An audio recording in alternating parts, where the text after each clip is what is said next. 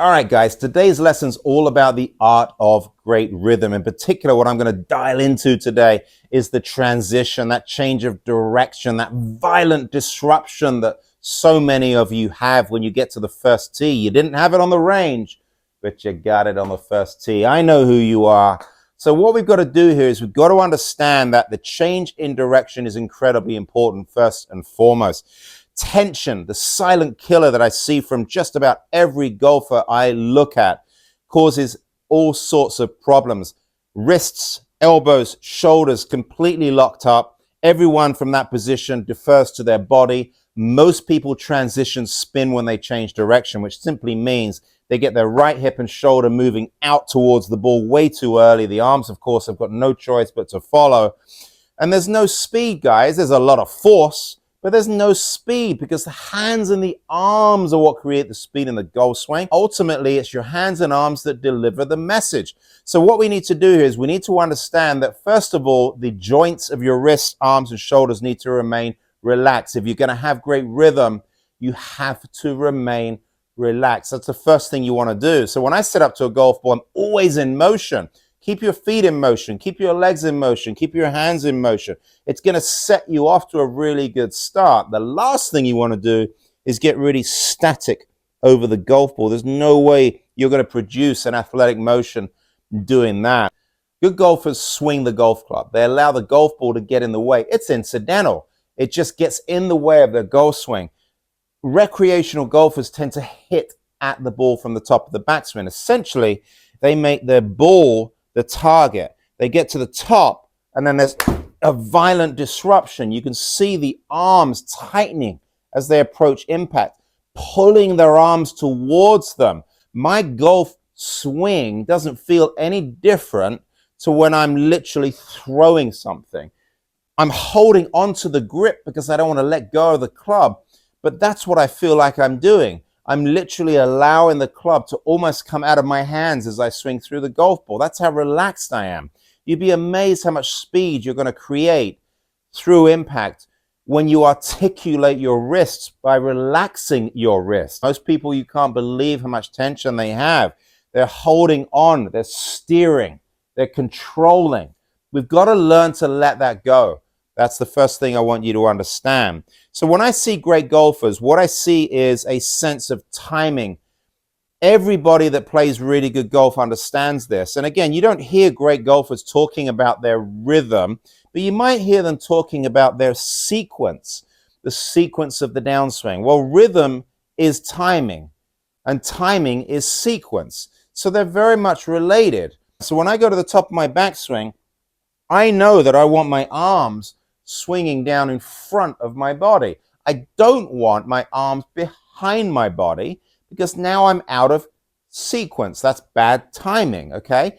I also want to make sure that I don't spin my body too early because that's bad rhythm, bad timing, and bad sequence. So if you just allow yourself to simply move in the opposite direction towards your target, and your arms drop down in front of you, you're going to increase your odds of hitting it further with less effort, without any question. But the key here is to resist the temptation to turn your upper body back towards the ball too soon. And that's what I want you to get rid of. So when I change direction, guys, I'm really focusing on trying to keep my back to the target as long as I can. My arms control the verticals in my downswing, and my body, of course, controls the horizontals. It's a marriage. It's a blend, okay? My arms drop, my body turns. My arms release, my hands rehinge. That's all part of this amazing golf swing that we're going to put together, but we have to allow it to happen.